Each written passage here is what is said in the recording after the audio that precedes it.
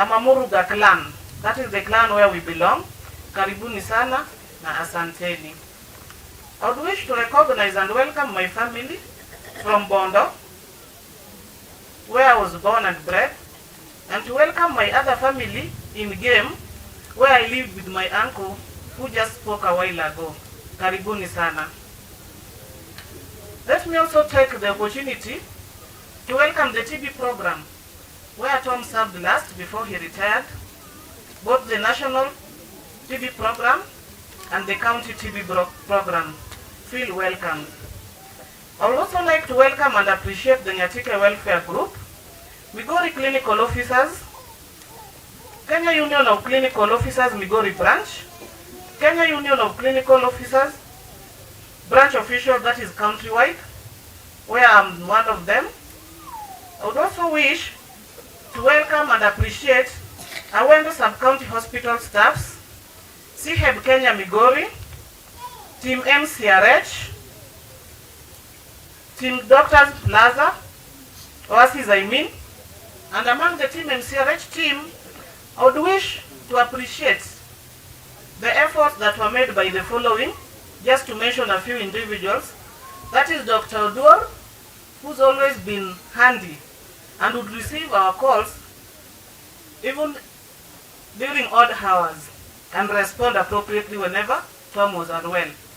I would also wish to appreciate Dr. Yer, who successfully did his surgeries at Oasis Doctors Plaza. I would wish to appreciate Dr. Ian, Dr. Kemwa, Dr. Buon, Dr. Ndege, among others. Feel welcome too. I would wish to appreciate the HDU team, where I met Phoebe, Rachel, and the rest. I would wish to appreciate the lab team, that is that from the County Referral Hospital, where we had Abel, Steve Oduma, Edu, Gideon from Blood Bank. Ubarikiwe sana. You always availed blood whenever we needed blood to transfuse Tom. Thank you so much, plus other staffs. Mbarikiwe wote. I will appreciate the renal team, led by Winnie Maneno. We also have Benta, Juliet, Jane, Mora, among others. Asanteni sana, mmekaribishwa. I also have team amenity, where we have Lucy, Nelly, Mwendi, Grace, Janet, Dr. Nyaberi, among others. Asanteni sana, Mungu awazidishie. I would also wish to appreciate the health administration, where I will mention a few, like the chief nurse, matron MCRH, Pamela, the admins of the hospital. Special appreciation to Jennifer, who assisted me on Friday to feed Tom. On a day I was unable to do that alone. Mbarikiwe sana mama. You were together with the nurse Charity. Mbarikiwe sana. You came in handy when I needed you, and you were able to feed the sick. May I also take this opportunity to appreciate and welcome Team Oasis, Doctors Plaza, where we had Dr. Brian. We also had the nurse Tom and Bowen. I would also wish to welcome and appreciate the Kadem TB and Leprosy Hospital representatives. Let me also appreciate Ogwedi Health Center, staffs from Ogwedi Health Center and their representatives. That is a place I worked like 4 years ago. No, not 4 years ago, like a year ago. I would also wish to appreciate representatives, both staff and the community, from Omboko Witi Dispensary. That's where I worked first in Migori County, like 4 years ago. Let me also welcome and appreciate Gotkachola Secondary School representative, where I happen to be a board member.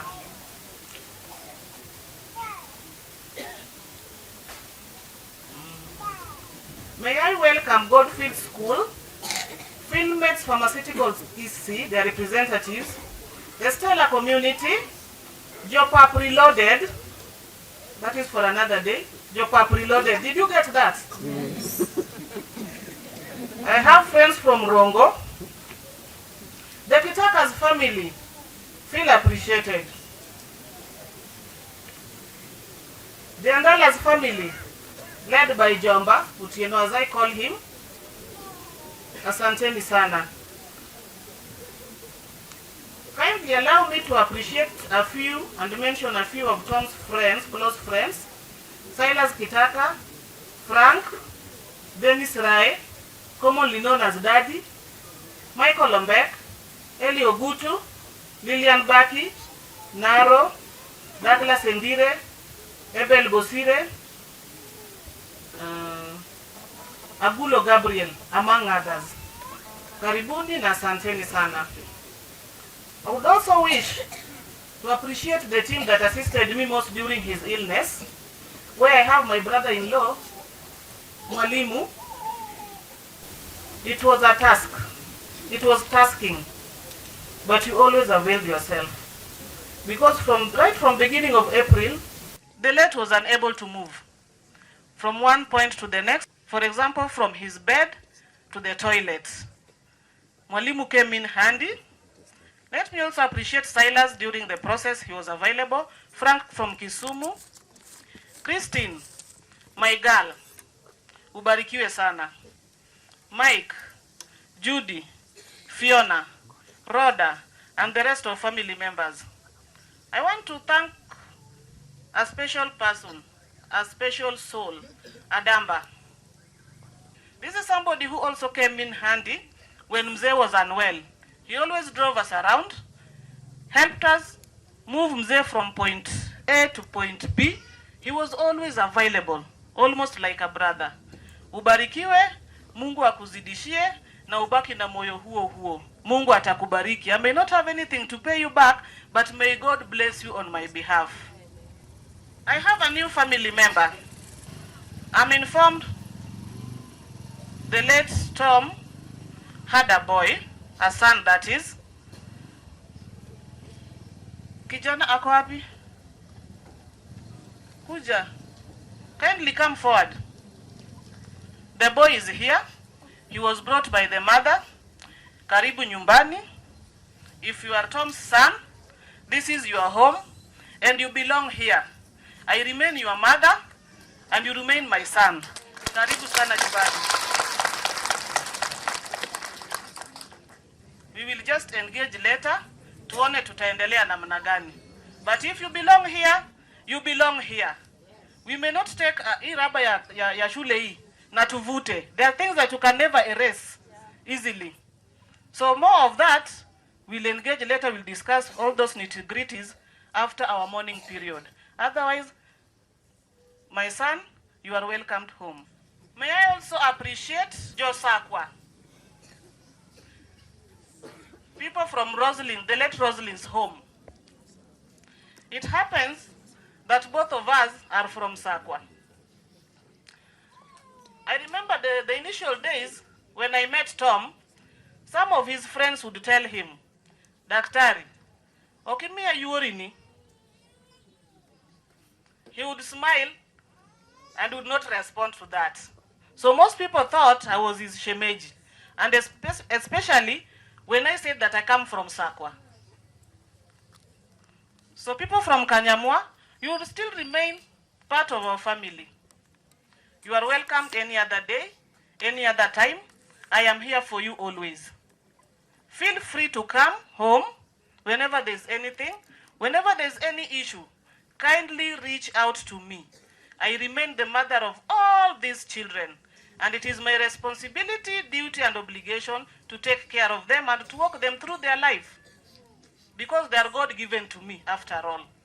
And they belong to my late husband, whom I loved so dearly. So the love I had for him should be extended to all his children by virtue and extension. So people of Kanyamwa, you still remain part of our family. I also want to thank the Funeral Organizing Committee for the job well done. It's been a success. However much it may not be a success, but to the level hapo tumefika, tunasema ni asante na tunashukuru Mungu. So whoever Yale ambayo whatever may not have gone well for anyone or anybody in whatever way, I apologize on behalf of the family and on behalf of the organizing committee and on behalf of Tom's family. Mutusabe. So now I will eulogize the man I loved and cherished so dearly to the last moment when he had his last breath. I hope God will give me the strength. My colleagues, close friends, family members, both from where I'm born and where I'm married, can attest to the same. I am up to the task to take care of the 2 homes of Tom and all the children, including our new son. He's not new per se, but he's new in the family now. Sawa sawa. So once we are through with mourning and doing everything, I will talk to these children at a personal level as the mother, because I'm the only mother remaining now. It will be a meeting between I and my children.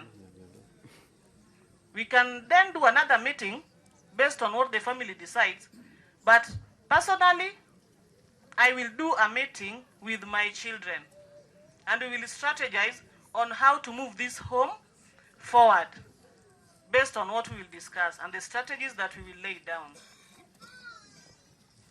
Tumeelewana warembo? Edna, Gertrude, Salma, Fiona, Joshua, Mike, Nathan, I hope mumenipata. And before I forget, I want to sound a very stern warning, but with a very low tone. I now need to stand. I'm going to sound a very stern warning with a very low tone, but you can look at my eyes. My eyes tell it all. It is a serious warning. All these children belong to Tom. These are children who still need guidance. And who should guide them? Personally, I should, together with the family members who are equal parents to these children. Any incitement, any negative statement, any divisive language, the nitty-gritties I may call them, summarily any negative energy, kindly keep it off my family. Kindly keep it off my family. A lot has happened. A lot has transpired since the death of Tom. I will not cry. Today I'm not crying.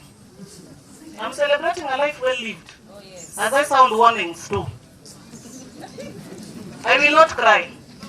Personally, I will mourn after burial. So you meet me mourning or weeping or crying, kindly understand that I did not get enough time to mourn the man I loved. I've postponed it. Why did I postpone it? So that I work on his decent burial the way he requested. So after his decent burial, I will now embark on my mourning. And I will do it the way he instructed me to do it. Are we together? Yes. So usikutane na mimi nimehuzunika kama machozi natoka, ushangai nimechapwa. Hakuna mtu ananichapa. Hata kwenye hili boma, sioni mtu atanichapa. They are all my friends. They are all my friends and they are all my relatives. My shemejis are my husbands, including the sisters-in-law. Hao wote, mawifi, hao wote ni mabwana zangu. Watoto wa boma wote ni watoto wangu. I'm a very welcoming soul, a kind-hearted lady, but very strict. Very strict, having been brought up in a very strict family, with very strict parents and guardians. Everybody heard my uncle talk.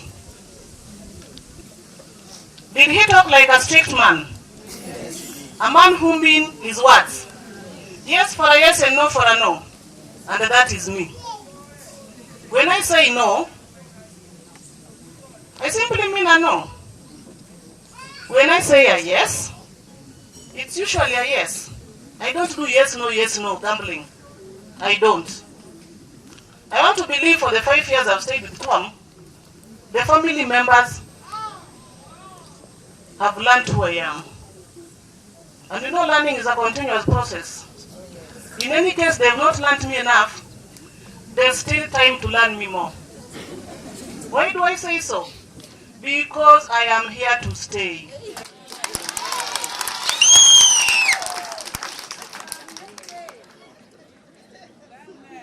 I am here to stay. I am here to stay. How many times did I repeat it? 3 times. I am here to stay. Anybody would want to hear this kindly hear. Father, I am here to stay. Why am I here to stay? Simply because this man we are burying today gave it all to me. Until death did us part. Actually, he was even planning a wedding. But are you aware? The two of us came to you. Are you aware? Come and confirm then.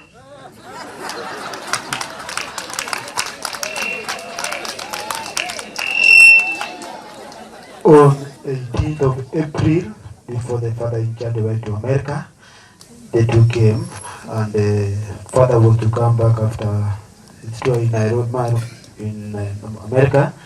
Unfortunately, Tom was a bit sick. But he had planned to wed the lady. But so, even if you never wedded, we shall allow you through the church. But they had planned to wed, and that's why you have confirmed. They had planned to wed. Thank you so much, Father. It was unfortunate that during that moment, already he was ailing, though he was able to walk. And I think that is the last week he was able to move on his own. So we were planning that if any case he got well, he would have proceeded with our plans. But God had his plans. And who am I not to accept God's will and wish? Otherwise, based on that, bado tutawasiliana na Father, I was measuring on my staying here. Anchidalani. Anchido Kisundi. You've heard my people confirm, hawana deni.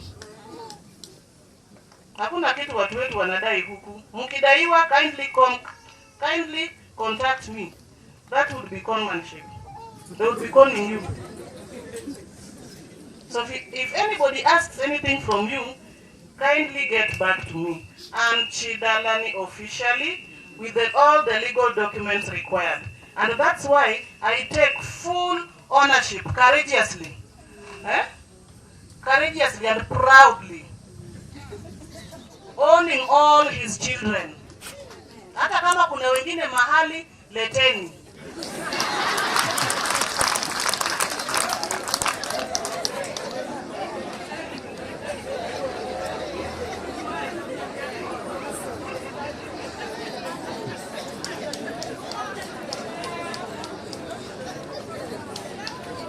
Kata mtoto pia ni baraka. Sitawakata. I'll receive them and mother them and nurture them as a mother. The Kisundi's family is an able family. My shemeji, the eldest, mwenye Tom alikuwa anafuata, you remain my shemeji. With the respect I've always have for you, you remain my shemeji. Bado tutaendelea kuishi na nyinyi. Of course, you'll have to lead the family as the eldest. Sisi tutakuwa nyuma yako, supporting you in any way possible to move the family forward. Of course, the family, I mean including mine, the whole family, we become part of your responsibility starting today. I and these children remain part of your responsibility and family starting today. That one you can take to the bank. and store it there because we remain part of your responsibility. You have to check on us, you have to check on me, you have to check on the children, and of course, follow up on our progress as a family. Sawa sawa. Mwalimu, are we together? I know you are up to the task. Ni venye wewe ni mtu hauna mambo mingi. You were born that way. But you are a very sober mind. Uendelee hivyo hivyo. Moses, Mkogoti. Where's my husband, Moses? Husband in quotes. I told you today morning, I'm your wife.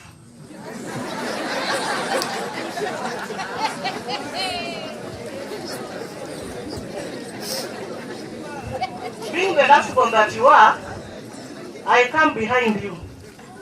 Itabidi ukue kipao cha mbele.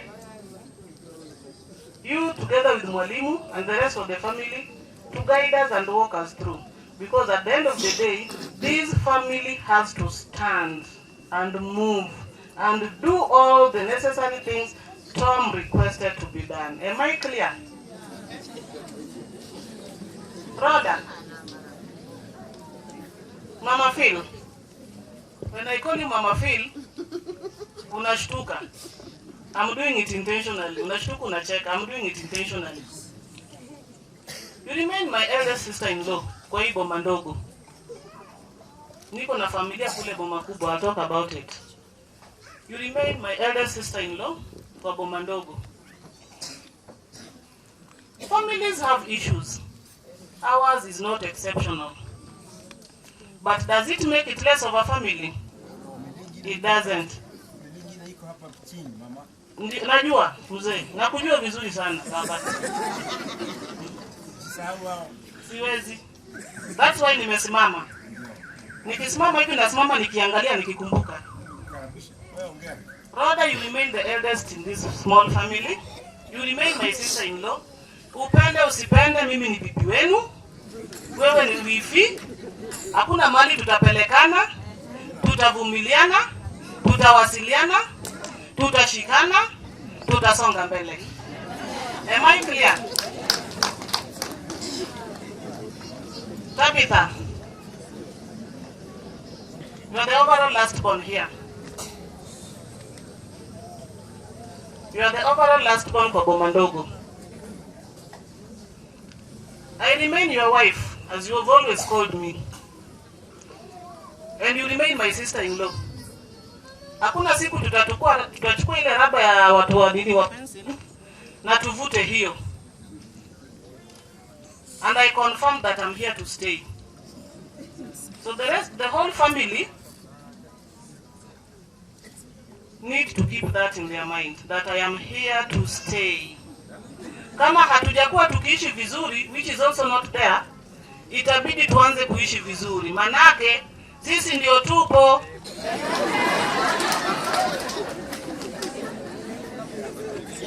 Familia kubwa Ukari. Jendeka. Vizirwa. Mama John, Mideka. You remain my co-wives.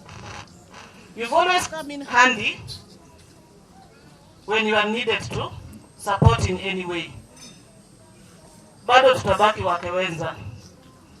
Watoto wetu wa Ugari na wa huku tutabaki familia moja.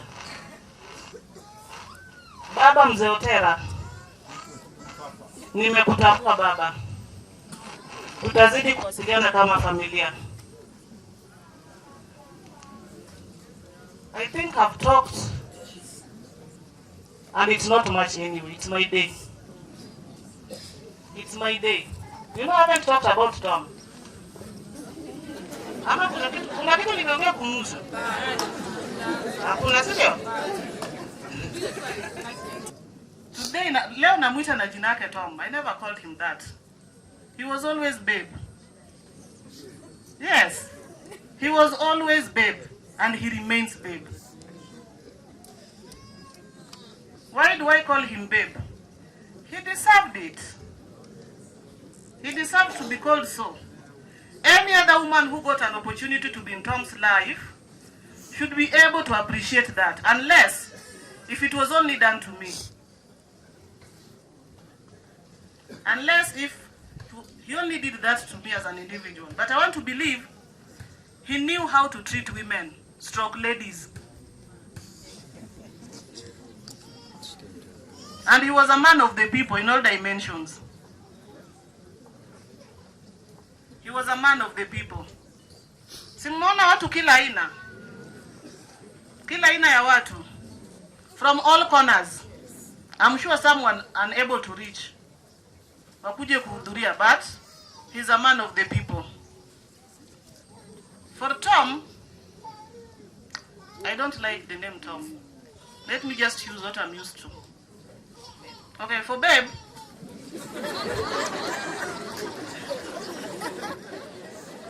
he had genuine love for me. Very genuine. Most people can confirm that, including our colleagues. He would call me babe anywhere, or mom. Mom, nikupeleke kazi. Mom, umekula? Babe, do you have transport to work? But remember, I'm equally working and employed and salaried, but he would make sure that I have transport to work from his own pocket, including lunch. That is transport back home. Right from October, when I reported to Wendo Sub-County Hospital, my current workstation, I've never gone to work on a matatu. Awendo team, are you around? Amuka msalimie watu. Is there any day sikuletwa kazini? I was taken to work on a daily basis when I was on duty.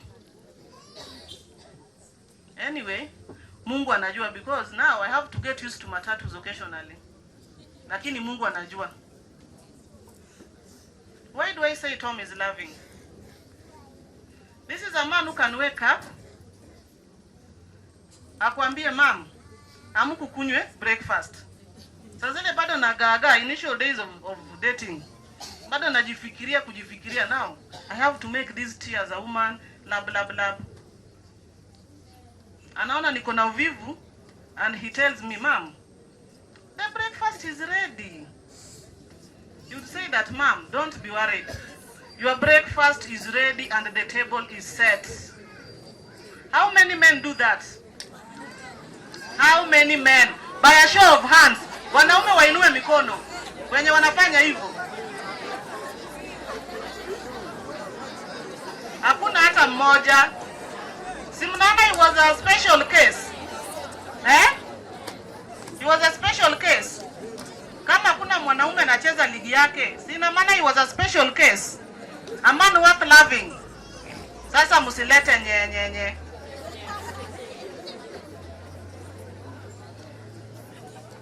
When I wake up, I walk straight to the dining table. We were the two of us. Fiona was with the aunt during schooling. The table was well set. Tea was well made with enough milk. There was bacon. There was sausage. There was boiled eggs.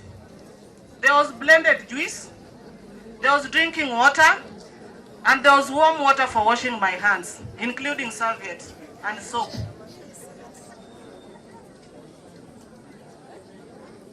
Sijui nitasema gani niwache gani. But already nimewambia he was a loving, organized man. Are we together? And a very good cook. A very good cook. This is a man who would cook for me. Would literally cook. Na nimekaa hapo kando yake, tunapiga story. When most of my relatives visited, they would be like, ai naibika. Mzee atapika aje? Na nimekaa tunapiga story. I would tell them, just relax. When you go to Rome, do as Romans do. This is how we do it here. Just sit back, relax and watch. Wait for your dinner to be prepared by Baba, or by Babe as I called him. I have a notebook. The loving bit is long. Wacha niachie hapo. We shared friends. We shared friends, both males and females. My friends were his friends. His friends were my friends, both males and females without conflict. Hakuna mali tuligwaruzana mbona unazoeana na huyu mwanamke ama mbona ninazoeana na mwanaume. He was organized, man of integrity. Are we together? And to the church, before I forget, Kakarao Church. This is a wonderful church. A church that has stood with us throughout, in sickness, in prayers, and during this grieving moment, and even in organizing the funeral. Asanteni sana, mkiongozwa na Father na Japuonj, and the rest of the church members. Asanteni sana.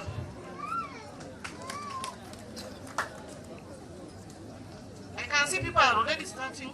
People are leaving. It depends on where somebody came from. We may allow them to leave at their own pleasure, because I have to talk. It's my day. A day to celebrate a life well lived by somebody I loved so much. Eugene, we went with you to Zanzibar. And I was buying a gift for babe. You remember? Good. I loved him.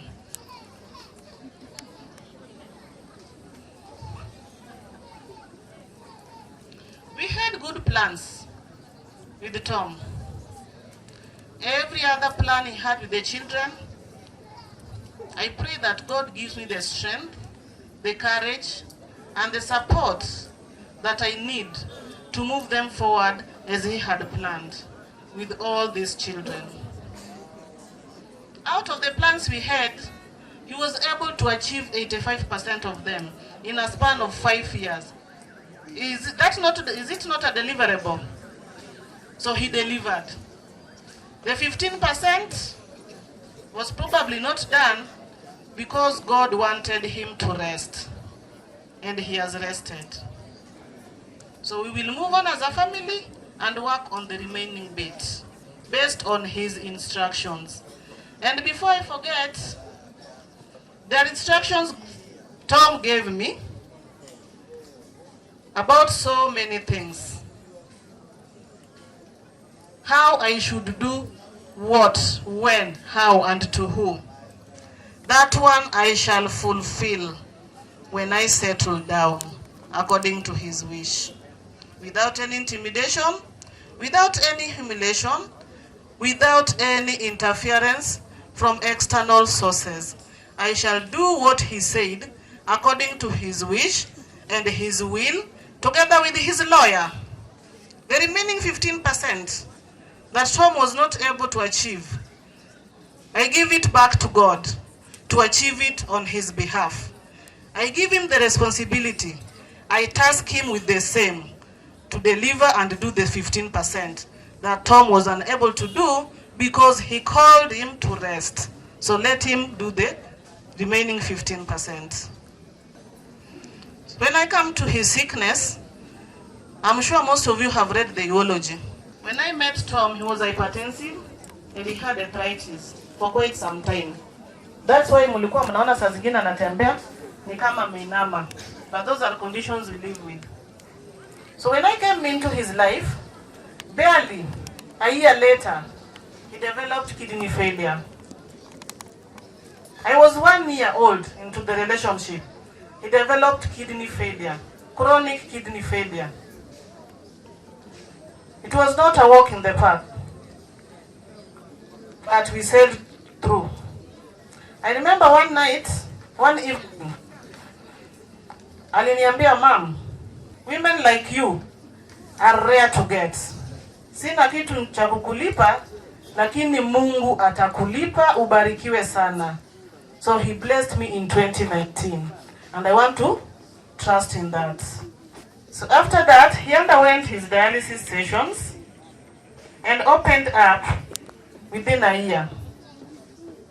Come 2020, he was taken off dialysis because he was supposed to do a fistula which he was so hesitant to put based on his reasons. I had to respect that. I have a bad relationship with the month of May. Why do I say so? In May 2020, he developed diabetes, ugonjwa wa sukari. But after a while, he was up his feet again, and he lived with it. Come 2021, he reacted to a drug he had used for arthritis for several years. Ilimchoma mwili yote. That was now May 2021. I started getting worried, and I feared the month of May. And shared the same with him. Nikamwambia, babe, nikikaribia May, naanza kuogopa. May has been a bad month. And he asked me why. I explained to him that in 2020 you got diabetic. In 2021, you got a drug reaction, a very severe one. Those who came to see him did not know that he would come out of it. Lakini Mungu naye ni nani? He came out of it strong, like nothing ever happened. 2022 towards May, as usual, I was a bit nervous and got worried again. He could see the worry in my face. And one evening, after supper, he opened up and asked me, Mom, you look worried. Uko na shida mali? Nikamwambia hapana. Do you have money? Nikamuuliza pesa ya nini? Pesa tu ya kukaa nayo ya mwanamke yenye wanawake wanapenda wakishika tu. Hata kama watumi. Nikamwambia I have some. Why did you ask that? Akaniambia sawa. Shida ni nini? You look so worried. Nikamwambia I'm entering the month of May. And he asked me, what's wrong with May? Nikamwambia as usual. Niko na hofu. I'm not sure what may come this time round. But he assured me. He told me this time round, May is going to be good. May is going to be favorable for you. May is going to be peaceful. Trust in God. And indeed it was. Narudisha Mungu shukrani. Little did I know that another May was waiting for me. The worst of them all.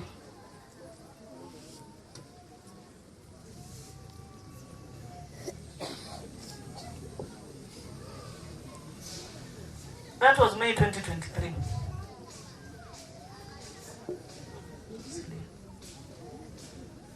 That was May 2023. So the May of 2022 was deceiving me. Probably preparing me to hit me hard. After exactly 1 year. And it happened so. Towards the end of March, he started complaining. Mguu inauma. As usual, we thought it was his usual arthritis. We tried medications, he responded at some point, but at some point, it worsened. And you know, he was a very strong man. Very strong. Strong-willed, strong in all dimensions. The pain was too much. The pain was too much.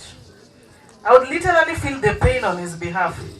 But he would deceive me. Look at me deceiving me. He would deceive me through his eyes that all was well. The pain was too much. At some point, when he was taking his shower, I heard him whisper, Mungu, nilikukosea wapi? Kama kuna mali nilikosea, naomba msamaha. And after he had done his shower, I talked to him. I told him people get sick. Pain is not a sign of punishment. Pain is not a sign of sin. Pain is not a punishment. People get sick day in, day out. People have battled conditions, including cancer, which has so much pain. Hawakukosea Mungu. It is a condition that got them, and they live with it. He understood. Akaniambia sawa mama. kama sikukosea Mungu ni ugonjwa tu, then I take it that way. Nikamwambia wacha tuendelee kupambana. I know it shall be well one day. But the pain continued. The pain was so intense. I could look into his eyes and see the pain. He did not want me to notice that there was pain. Occasionally I would ask him, babe, unasikia uchungu sana? He would tell me no. Si sana, but I could see it in his eyes. The pain was too much to bear for a strong man like him. It was overwhelming. But what could we have done about it? Not much, just to try with medications and whatever could work for us. It reached a point he was so much in pain until he got confused. Occasionally he was confused. He would get into the room and he would tell you something that you would not imagine. I remember at some point when I served him breakfast, he told me, Mom, umeleta nini? Kambia nimeleta uji, if you can retain. Kwa sababu alikuwa anatapika occasionally. Akaniuliza, yule mama amezikwa? Nikamuuliza yupi? Si yule mwenye alikufa huko? Nikamwambia yeye alishazikwa. Akanambia sawa. So the whole of April, Tom was talking about death. I'm not sure whether I'm so young to interpret or to foresee something, or I was just in my own world. I had delusions that all that is just but confusion. He talked about death. And as a family, those who were close, Fiona, Mike, Christine, Mwalimu, Rhoda. At some point, as a family, during this May, from April I mean, we had a feeling he had lost hope. I remember at some point I left him with the eldest brother, Mwalimu. I rushed for a meeting, an urgent meeting in Kisumu. Mwalimu called me the following morning, very early in the morning. Akaniambia, Madam, kuja haraka. Naona breathing imebadilika.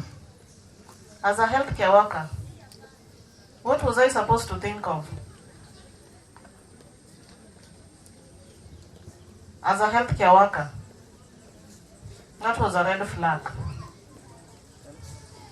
Change of breathing pattern. I rushed very fast. I called Silas, who was also in Kisumu, and we came very fast. Within 2.5 hours, we were here. But before we reached home, he called me. I think he sensed I was on my way back, a worried woman. And because of the love he had for me, probably he did not want me to have worries. Mom, umefika wapi? Kambia niko Uriri.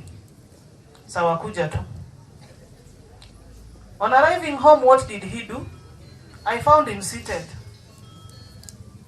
Seated. Like nothing had just happened. So I was torn in between. Whom do I trust? Mwalimu said he was so sick. When I reached home, he was seated and smiling. But right in his eyes, he was deceiving me. I joined Mwalimu in thinking. And on the very night, he told the brother that, bro, Raundi, this is my end. But I brushed that off. Nikabua Mwalimu hapana, that is because of pain. I did not just want to believe it could be an end. Just like that. So he talked about death so much. Beginning of May, that was on 3rd May, when he woke up, there was a fluctuant swelling on his right knee. Nikamwamsha nikamwambia naona kuna kitu imefura hapa. Initially I was thinking that tulikuwa tumemgonga either kwa mlango ya gari ama mlango ya nyumba, because we were using a wheelchair for all that while. So when I touched the swelling, it was fluctuant, a sign of fluid, preferably pus based on the pain. So I explained to him, akaniambia iko wapi. I took his hand, placed it on the swelling, and he felt the swelling. So I needed now to convince him that we need to go to hospital. And on that day, he accepted very fast. I called the brother, because we were making decisions together, who came very fast, and we took him to MCRI to look for the surgeon, who was not around at that time. Then we went to Oasis Doctor's Plaza. Dr. Dur came in handy, assisted us. He was admitted, and after 1 week, surgery was done, a successful surgery. And before taking him in, they were worried, being that he was diabetic, he was hypertensive, and he had already developed end-stage renal disease from February this year. We had to argue and agree on a way forward. So when the anesthetist came, he said the patient can be taken in for surgery as long as there is blood. So we availed blood and surgery was done successfully. Surprisingly enough, after surgery, the pain went. Confusion went. He was able to identify everybody using their names. I was like, wow, we are improving. We are doing well. We may get up soon. Little did I know that God had his plans. I respect the will of God.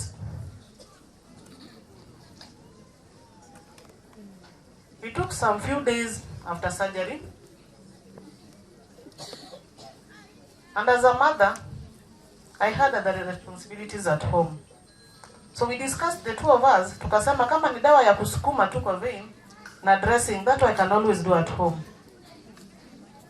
Because now, the conditions were now unfavorable for him. Being a clean man he was, alikuwa anakataa kukula kabla ya kuoshwa. Na hawezi jiosha. He cannot go to the bathroom, washroom and do it. They had to do it on the bed bath. The nurses know that, which takes time. So before bed bath, he could not even take half a cup of porridge. He could not. Haingii kwa mdomo. Hata kama mtamwosha saa 8, atangoja. He would say that, wewe utakula mali kama hapa chafu? Uwezi. Mnioshe ndio nikule. So nikaona kama ni hivyo, rather nirudi na yeye nyumbani, I can do it early. If I'm tired, mwalimu is around, Adamba is around, plus any other relative, and I can as well engage a nurse to assist me when I'm tired. And we brought a nurse on board after discussing with him, who would come on alternate days, because he needed dressing twice, in the morning and in the evening. You have to dress him, move him from the bed to the wheelchair, make his bed again, take him back to the bed. And you have to manipulate that leg skillfully because it was very painful. So when we left Oasis, we came home. We stayed for 4 days.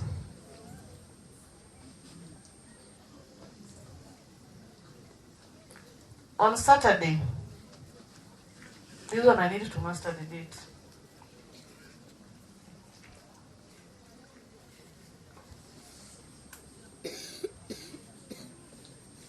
On Saturday, we were discharged on 3rd May. We were admitted on 3rd May at Oasis, discharged on 16th. That was on a Tuesday. During his stay in Oasis, we would continue with dialysis at County Referral Hospital twice a week, on Tuesdays and Thursdays. And he was not able to move. Occasionally the lift was not functioning at Oasis, so we had to lift him literally from 4th floor to ground floor to take him for dialysis and back from ground floor to 4th floor. It was hectic, so we decided to come back home. He was discharged.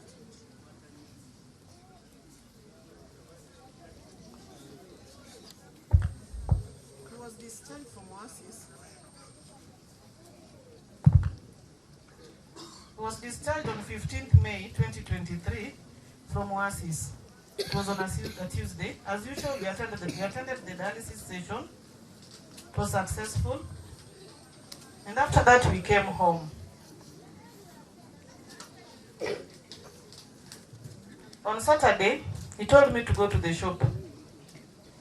We have a shop at Stella. I went to the shop after preparing him and feeding him. He looked a bit stable and jovial. Ilikuwa ya kunidanganya. So when I came back in the evening, he looked a bit jovial than usual.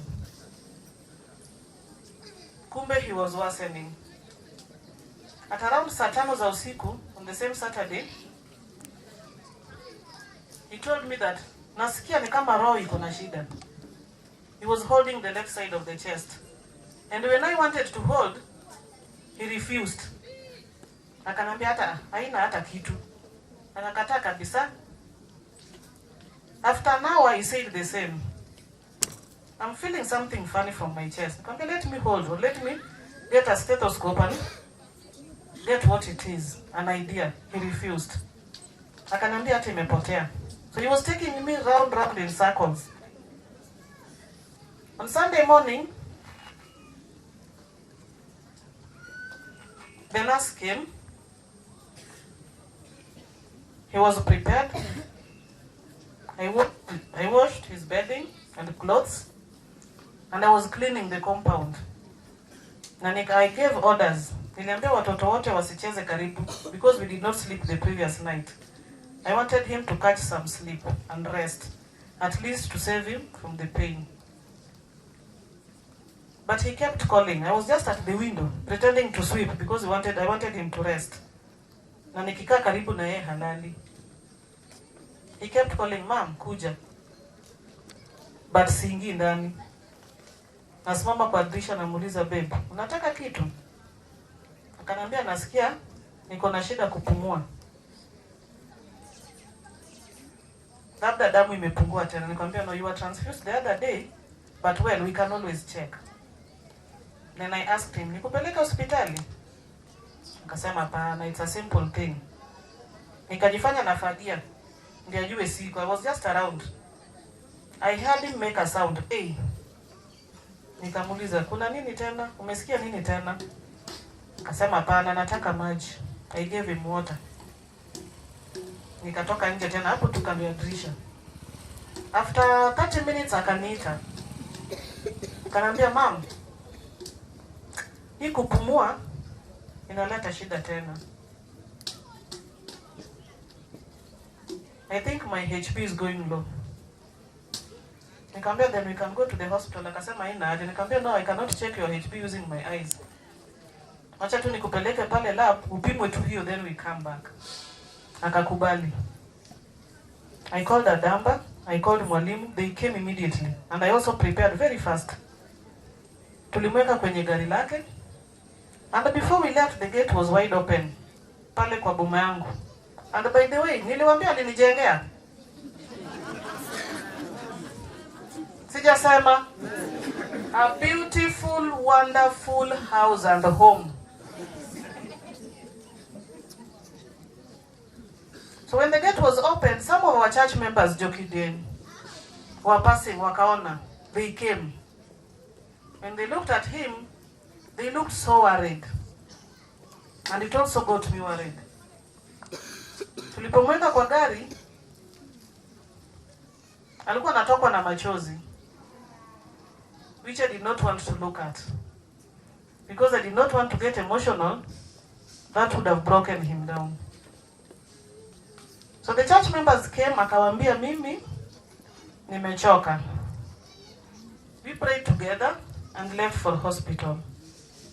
When we reached hospital, that's when now I got a real picture of who he was. He looked toxic. He looked very sick. And I was asking myself, has he just changed all of a sudden? When they did his SpO2s, he was saturating at 84. So he had to be put on oxygen.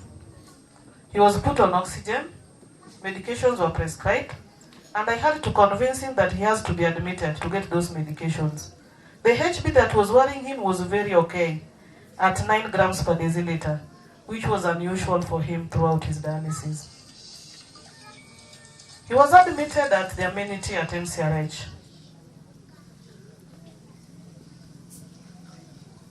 On that Sunday.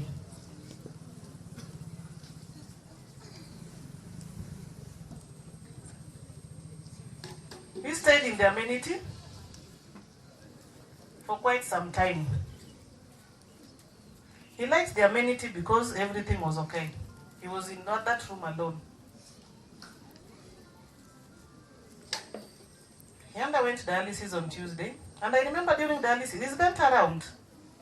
Mama Toka, Benta from renal unit. On Tuesday, he told me to come and look at Nikuji. Mom, endo angalie watoto.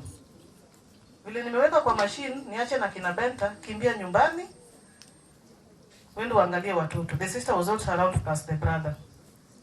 Watafutie chakula, get them the necessities, then you come back. Before leaving, he had sent somebody anataka diclofenac anaumwa. The diclofenac was brought, but it was never given to him in peace. They reasoned with him and told him that because he had respiratory distress, it was not in order to give diclofenac. But he got pissed off at some point. Akambia Benta, mimi ndio nimenunua dawa kwa sababu naumia. Nipatie hiyo diclofenac. Those respiratory things we're talking about, I don't want to hear. After all, I'm half dead. And Benta just talked to him. That was in my absence. Hiyo nilipata baadaye. So on Thursday after dialysis, he came back so tired. So tired. But I kept on pressing hard. I wore a very brave face, a very courageous face, a very peaceful heart for his sake. Come Friday morning, he was so heavy. I could not feed him alone. Fortunately, Jennifer, the hospital admin, Jennifer, salimia watu haukukua, fuanegi. That's the hospital admin. And Charity came and we fed him. At around 1, Julius Mokaya, one of his friends, came. When they got in, I gave them gloves. Nikamwambia tunataka kuosha mzee. Ukikuja hapa, jua ukikuja kazi iko, tutafanya tu. Tulimuosha vizuri, akafurahia. Na baada ya kumuosha, I had female colleagues visiting. I remember he told me, umeita Edu. Nikamuliza Edu yupi? Edu wa taxi, apeleke ladies nyumbani. Nikamwambia sijaita Edu bado. Ulitaka niwaite? Yes, call Edu apeleke ladies nyumbani. Nikapuuza.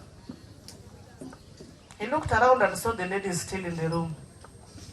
Akaniuliza, Mom, did I say that upeleke ladies nyumbani? So the ladies used their heads, wakatoka nje.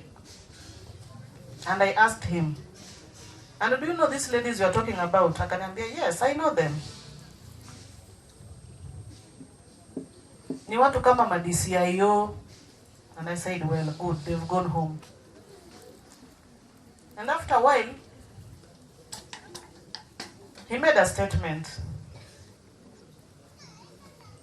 What did he say? He said, oh, that was a wonderful team. The team of 3. When I looked around the room, we were 4. So it was not adding up. And I asked him, babe, the team of 3, what have they done? Akanambia, Mom, the team of 3, 2 ladies and a gentleman, they have received me so well. That was wonderful. Na nikamwambia, then that is a great team. Akajibu, a great team indeed. Oh, thank you, God. Then he called Mokaya. I saw him do this. Ogwele, Gidoluo. Nikaona Mokaya naenda. I was very keen. I really wanted to hear what he was saying. So when Mokaya waliongea ile yenye hausikii, hata mdomo uone ni nini wanasema. But Mokaya looked at me and he realized that I was also looking at him. He wore a brave face. So when they finished talking, I asked them, ni nini mnaongea ni kama mko na moshene ya wanawake? Tom akasema mama usijali. Mokaya akasema hata kuna ni mambo yetu tu. But his face was betraying him. After Babe's death, he revealed what they discussed. Tom alimwambia Mokaya, unajua mimi nimeshakufa. But he could not tell me that at then. So personally, alinifichia kifo throughout. So the same Friday, at around 5, his pressure started misbehaving. They were so low.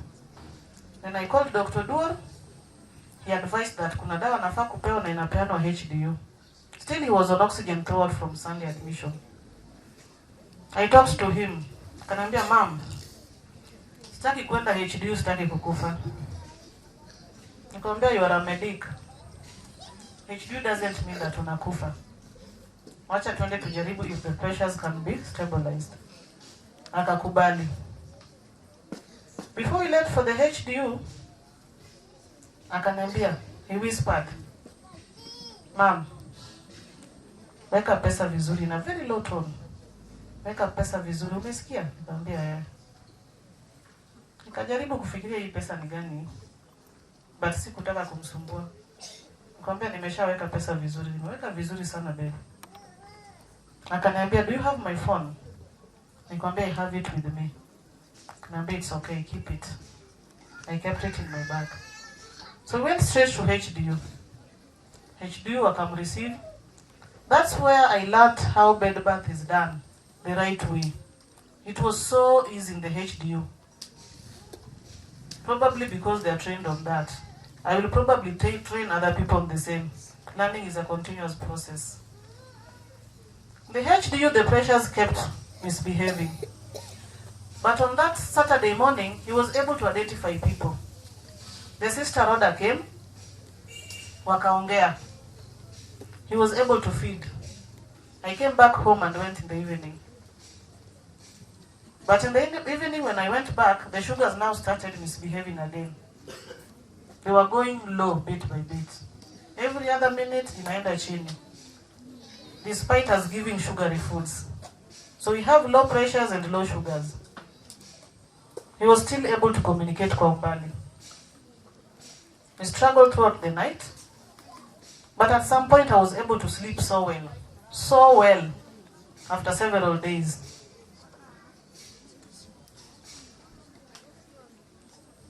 At around 6, the sister came visiting. And on that morning, I really wanted to take a shower very early in the morning, which was unusual, based on the engagements that I had, taking care of the sick. But I remember, one of my cousins, Judy Shem, ubarikiwe sana mama. When I needed a helping hand, you came running on the same Friday. And you asked me, Anko ako aje leo? Nikakwambia, ako tu. Ukaniambia, hiyo ako tu is worrying you. So on that morning I told her, leo inabidi tuoge mapema. Inaonekana tutapata wageni wengi. I'm not sure the visitors I was referring to. Tuoge mapema leo, tukunywe chai, tutakuwa na wageni. That is after we had fed him and baked him. Alafu to blend juice hapa amenity, tumpeleke. We went back to the amenity, tupeleke juice HDO I mean. We went back to the amenity, took breakfast, blended his juice, and before we took our breakfast, Auntie Electa called.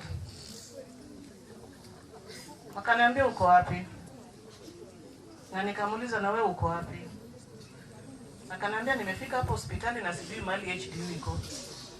Nikamwambia what you can do, nilikuwa amenity naoga, kuja amenity alafu ndio niwapeleke huko because you may not be allowed to enter. They are restricting. So when she came with Fiona, who went visiting her grandmother. When I saw Fiona, I got worried. Why was I worried as a mother? It's because the father was so sick. The father was so sick. It was in order, I'm warned in that state, and at the same time, I felt it was not very much in order. We went to HDU, the four of us, and I was informed that sugars zilikuwa chini tena. When we tried giving him juice, nilikataa kuingia.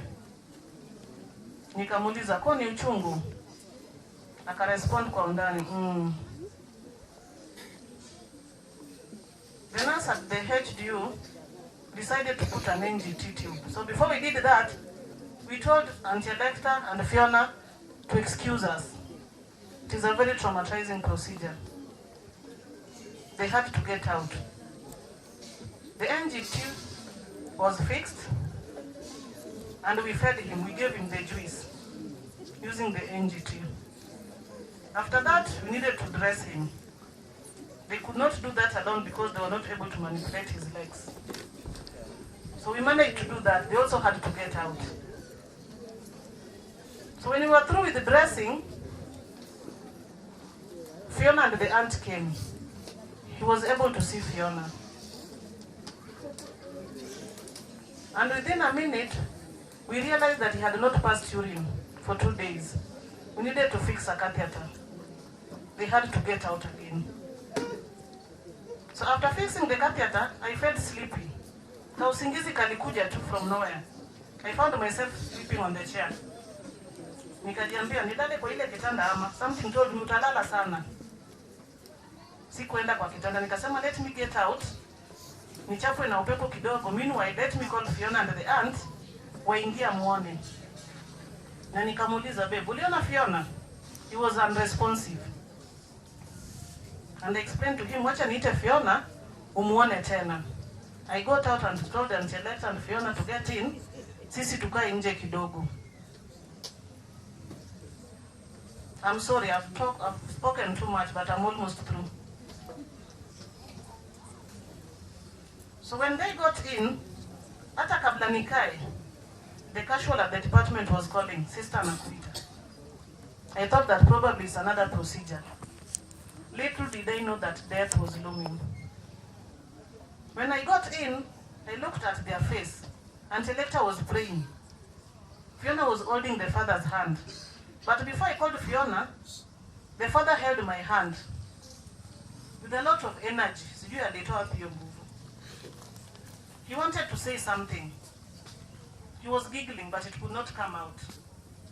Nikamwambia, babe, don't strain. Pumzika tu kidogo niambie baadaye. So when Fiona came in and I was called, I found Fiona holding his hand. The Aunt Electa was praying, talking to her God, and I sensed danger. I did not go straight to the bed, for reasons I don't understand, but I heard them say he's gasping. So the gasping bit moved me to the bed from nowhere. When I went next to his bed, he was not struggling like other people struggle. There were 2 shallow breaths. 2 shallow breaths. With Fiona holding his hand. And he rested. That is how he rested. Mano ekakaratego no nindo. As a family, I think I've spoken enough. Ase wuoyo mang'eny. Liel gidala of course watch. Dala ka dala imin. Kade pono nunti ng'ama de chwanyre. Eliendo siepa makawuono ni. Akwayo ng'uono on behalf of everybody. Cha muhimu ni kuwa As a family, mutuombe, Mungu atuongoze, atulinde, so that I push the family forward.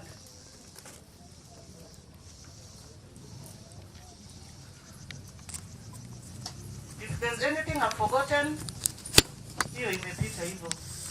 But I think I've tried explaining. He needed to rest. He seriously needed to rest. It was his time to rest. And seemingly he was prepared. Why do I say so? Aliomba kupakwa mara mbili. Aliomba kupakwa kwa nyumba na kaomba kupakwa akiwa hospitali pale Oasis. But he was very smart. He was a smart guy. Because during all these, the two instances, he made sure that he had sent me on an errand. So that probably I would not question. But ile ya pili ya Oasis, when I came back, Father had called him the previous day, and it was late. He realized late we could not call back in the night. So when I came back from home, nikamuuliza umeongea na Father? Akanambia, hata amekuja kuniona. Nikamwambia, that's good. Amesemaje? Amenipaka. Kupakwa? Kwa nini? Atiwacha tu. And during his last days, he was doing things in a very hurried manner. Haraka ile yenye hajawahi kuwa nayo. I later understood why he was doing that. So personally, by Friday, when he deteriorated so much, I talked to my soul. I talked to my heart. I talked to my brain. I had a meeting with my whole body. And I realized I was holding him back. I mean, it's the pain. Mimi ndio nilikuwa nimemshikilia sana. So I decided to talk to myself. Na nikajiambia, let me release him. Let me release him. I remember Judy asking me. Nilimwambia, mama toto, ado agonyo jaduong, ado agonyo anko, to penja, ido agonye nade. Anisana neno nagonye, odhi oyue. Chal mane ma pod amake, nikech chunya tek. To chunya bedo matek nango, to ng'ama ja Kristo mong'e Nyasaye. I decided to release him on that Friday. Nikamwambia ada gonyo jaduong, adwa gonyo anko, adwa gonyo osiepani, ka Nyasaye oneno ni ber mondo kawe sani, taonge wach. Kaka ber ne Nyasaye, Nyasaye okawe, ka sane oseromo, odhi oyue. Kogik Jumapil, kaka sepimonuno, Nyasaye noluongo osiepano, okawe, odhi oyue.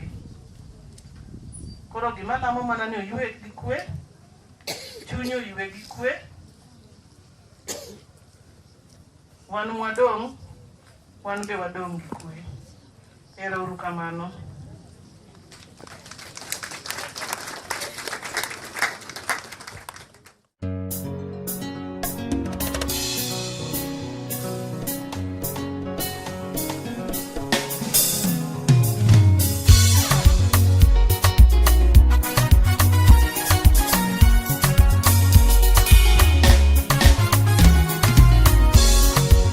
Natamani kusema na wewe hapo ulipo.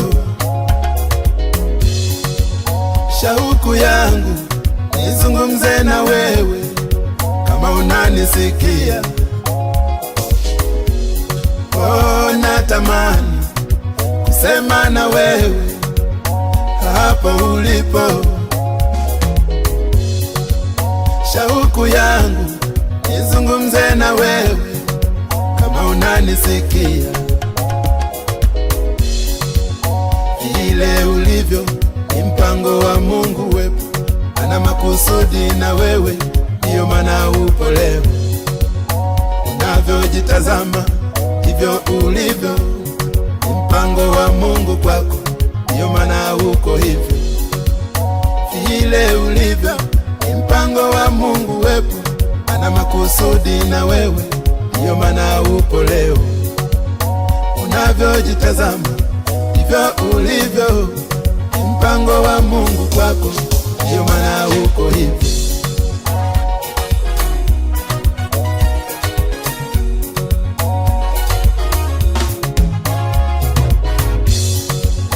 Wengine wamekufa, hatujui tutaonana lini. Wewe uko hai, tukuze Mungu tu. Wengine wanalia, hawajui wataishi vipi kesho. Wewe unakula na kunywa, tukuze Mungu tu. Wengine wamelazwa, hawajui watapona lini. Wewe uko na afya, tukuze Mungu tu. Wengine wamepoteza baadhi ya viungo vyao, wewe uko mzima, tukuze Mungu tu. Wewe simama, simama, simama, tukuze Mungu tu. Wewe simama, simama, simama, tukuze Mungu tu. Vile ulivyo, vile ulivyo, vile ulivyo, tukuze Mungu tu.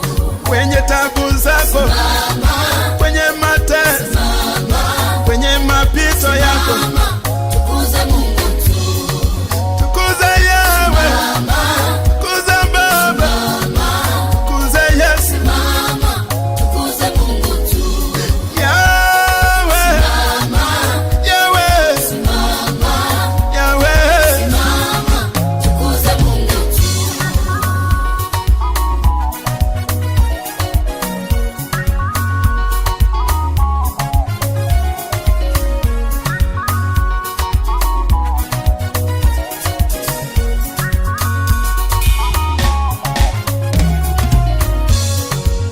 Ni kweli unapitia magumu yenye kukuvunja moyo.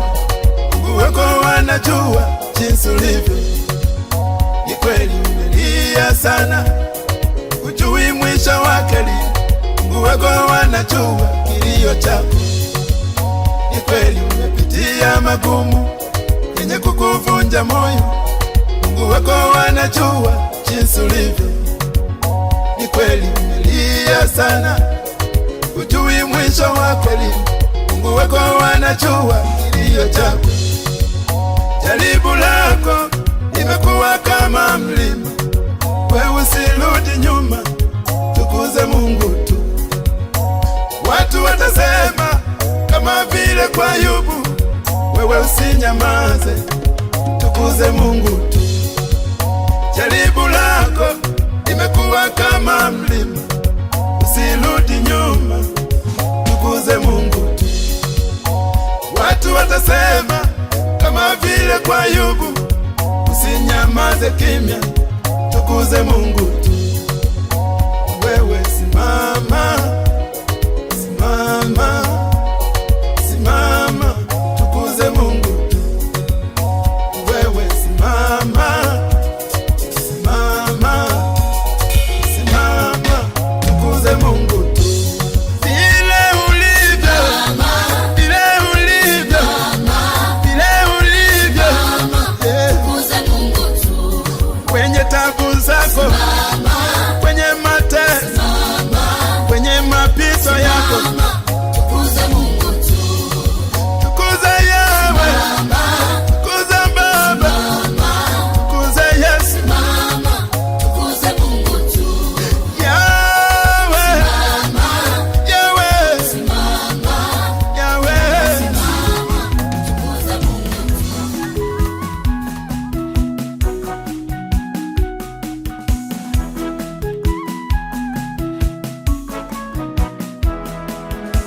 Nimeonja pendo lako Mungu na wema wako, ni upendo wako Mungu japo sikustahili. Nimeonja wema wako Mungu na ukarimu, ni upendo wako Mungu japo sikustahili. Ndiyo maana ninashangilia, iyehe na kuimbia wimbo huu, ninashangilia, hakika ni upendo tu. Ndiyo maana ninashangilia, iyehe na kuimbia ninashangilia, hakika ni upendo tu.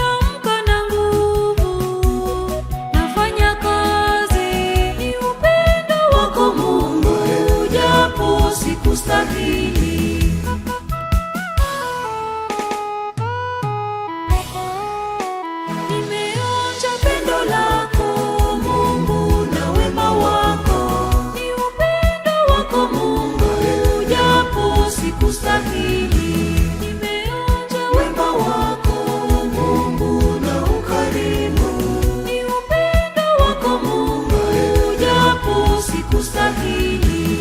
Ndiyo maana ninashangilia na kuimbia wimbo huu, ninashangilia, hakika ni upendo tu. Ndiyo maana ninashangilia na kuimbia wimbo huu, ninashangilia, hakika ni upendo tu.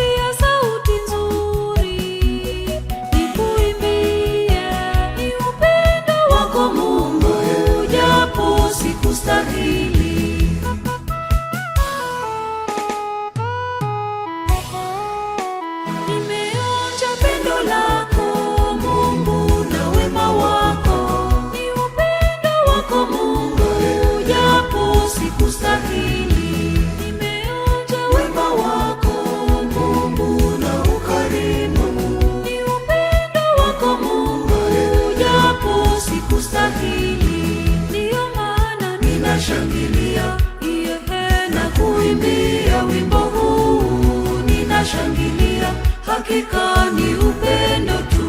Ndiyo maana ninashangilia na kuimbia wimbo huu, ninashangilia, hakika ni upendo tu.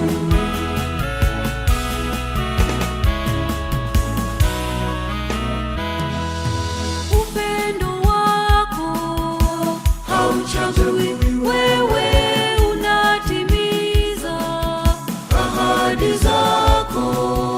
Upendo wako hauchagui, wewe unamjali kila mmoja.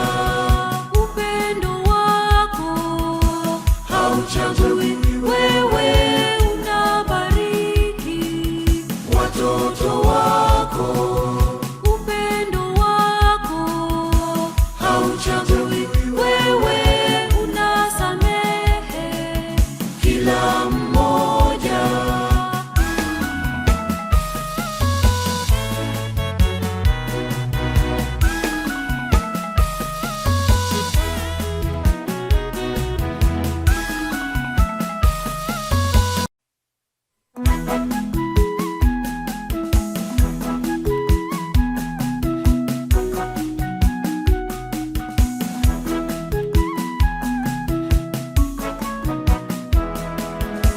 Nimeonja pendo lako Mungu na wema wako, ni upendo wako Mungu japo sikustahili. Nimeonja wema wako Mungu na ukarimu, ni upendo wako Mungu japo sikustahili. Ndiyo maana ninashangilia na kuimbia wimbo huu, ninashangilia, hakika ni upendo tu. Ndiyo maana ninashangilia na kuimbia wimbo huu, ninashangilia, hakika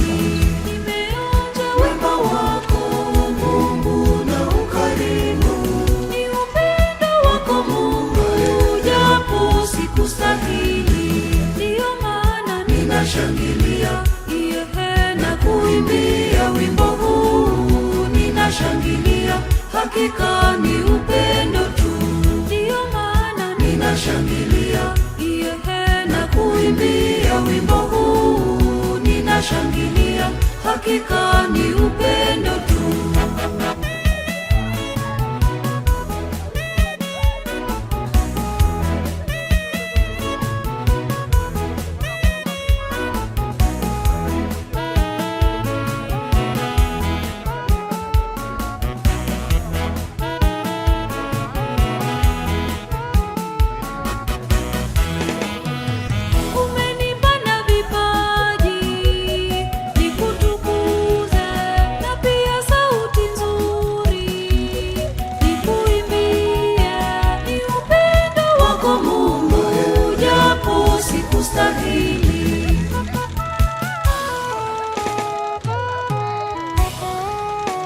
Nimeonja pendo lako Mungu na wema wako, ni upendo wako Mungu.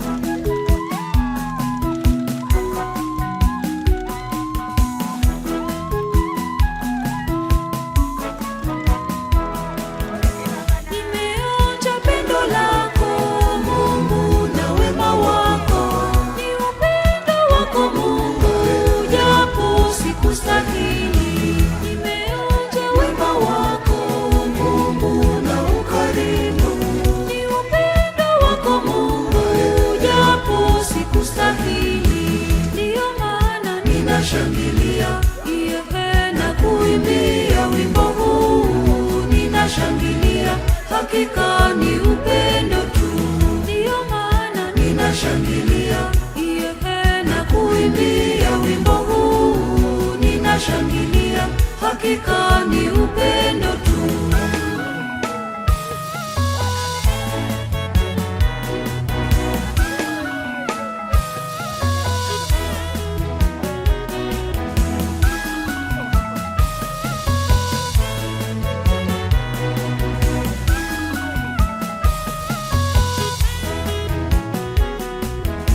Nimeamka vizuri na afya njema, nimeamka na nguvu, nafanya kazi, ni upendo wako Mungu, japo sikustahili.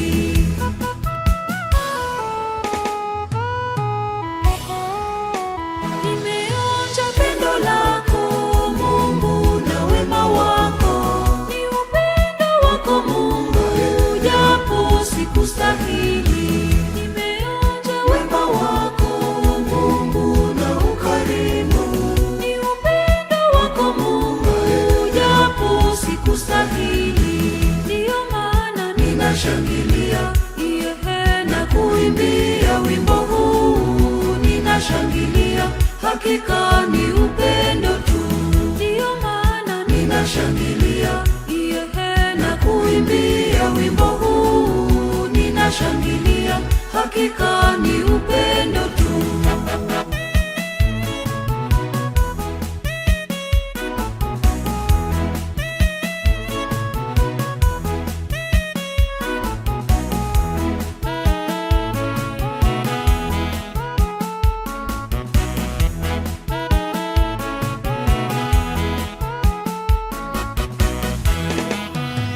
Umenipa na vipaji, nikutukuze, na pia sauti nzuri, nikuimbie, ni upendo wako Mungu, japo sikustahili.